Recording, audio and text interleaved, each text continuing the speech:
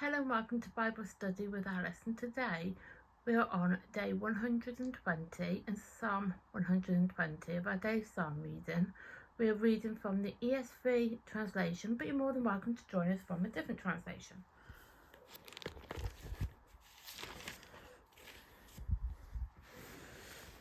As you can see, we are on Psalm 120. These videos are filmed in real time. Today's date is the 3rd of March 25 and it's Monday.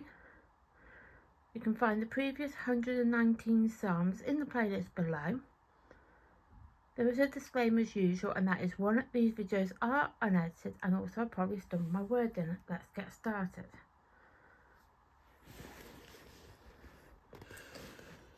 Deliver me, O Lord, a song of ascent.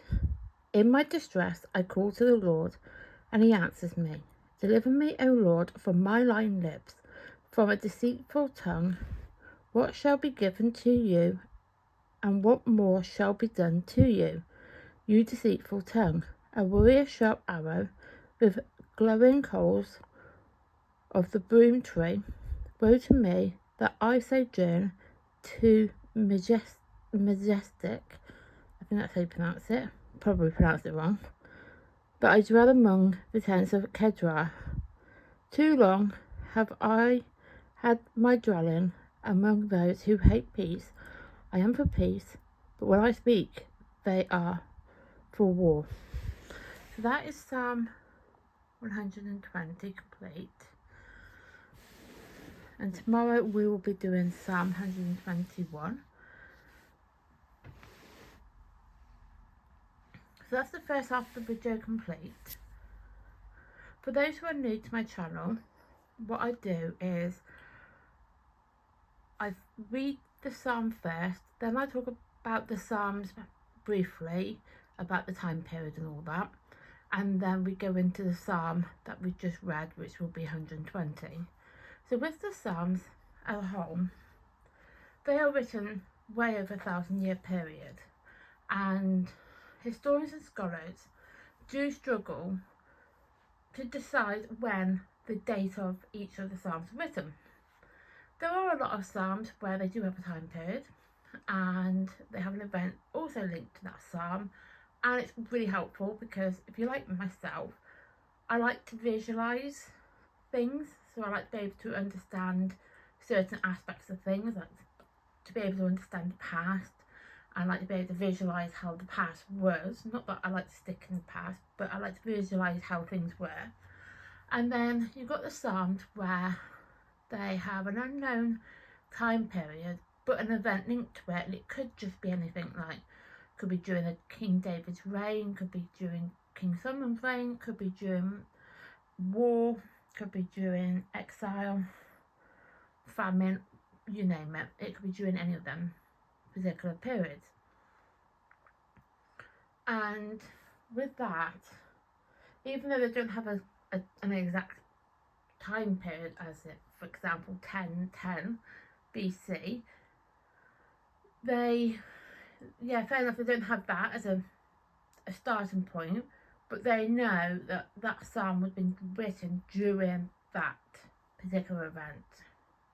Then you've got those psalms where the time is unknown and there's no event linked to it, and that's due to, the way it's written, could be the style of writing, and sometimes there are those psalms that they don't actually have anything to go by apart from the words that are on the psalm. So that is that. So for Psalm 120, it is unknown, and it's during King David's life, so it could even be before he became king. And it's a prayer for deliverance from false accusations and treachery. It teaches that God answers those who cry out to him in times of distress. And basically, it's a prayer, even though I'm going to get into something afterwards. You might have gathered where I'm going to probably go with it. But even though it's a prayer, and it's a prayer for deliverance from that false accusations and treachery. I mean, people can be accused of all sorts of things, and it can be false. We know deep in our hearts and soul that we haven't committed whatever we've been accused of doing.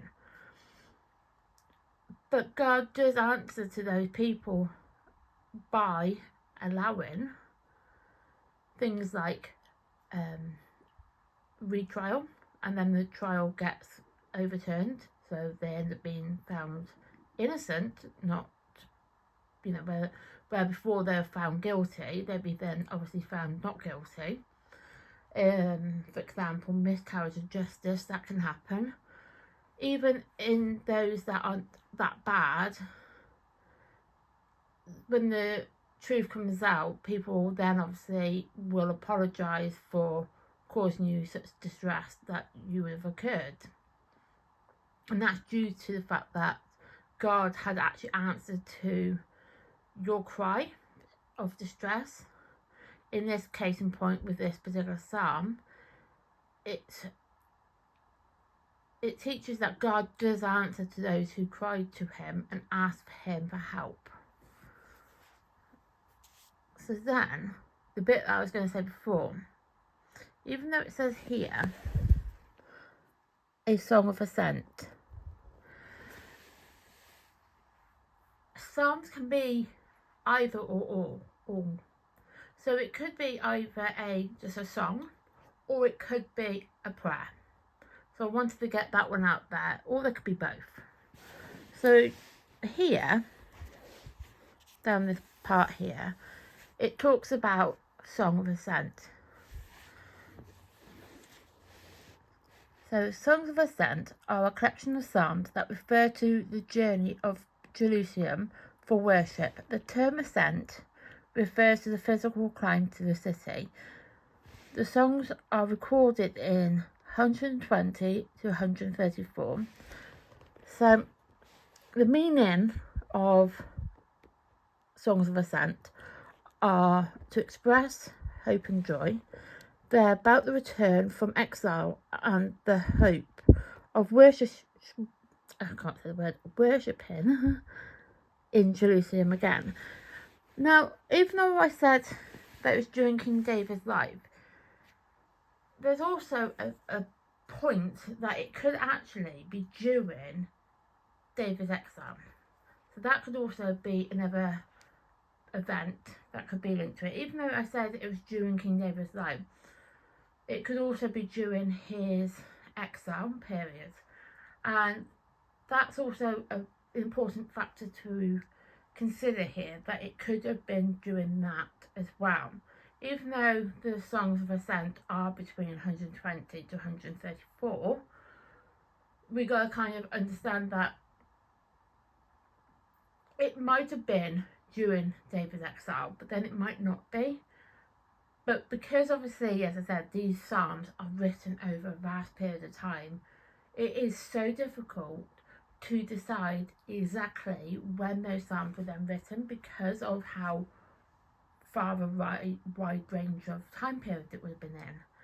And that obviously then becomes, I won't say an issue, but becomes a wider thing, where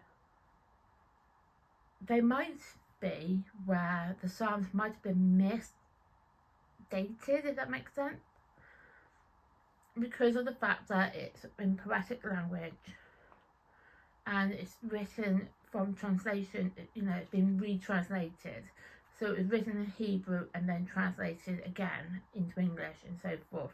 And then obviously, depending on where you're from in the world, to what translation of the Bible you have, or just generalization of the different types of English translations we have, of the King James Version, the ESV translation, the New King James Version, NIV, you name it.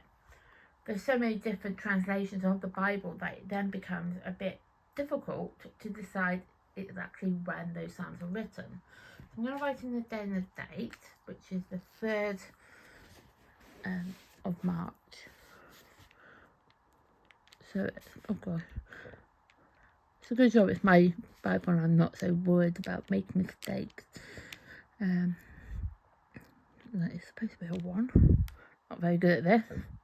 And then I'm going to go down here, the 3rd of the 2nd, nope, 3rd of the 3rd. Wow, Alice. I know what day we're on. It's the 3rd of March, 25. Right, so then tomorrow we'll be doing Psalm 21. And thank you for watching. I really do appreciate it that you've stuck it out this long. I know I'm aware that I stumble on words and stuff. I'm aware of all that, but I do appreciate that you do watch these videos. Please like my content. Please subscribe to my channel. Please turn on the notification bell so you then get notified of content like this that gets uploaded to the channel. Thank you and goodbye.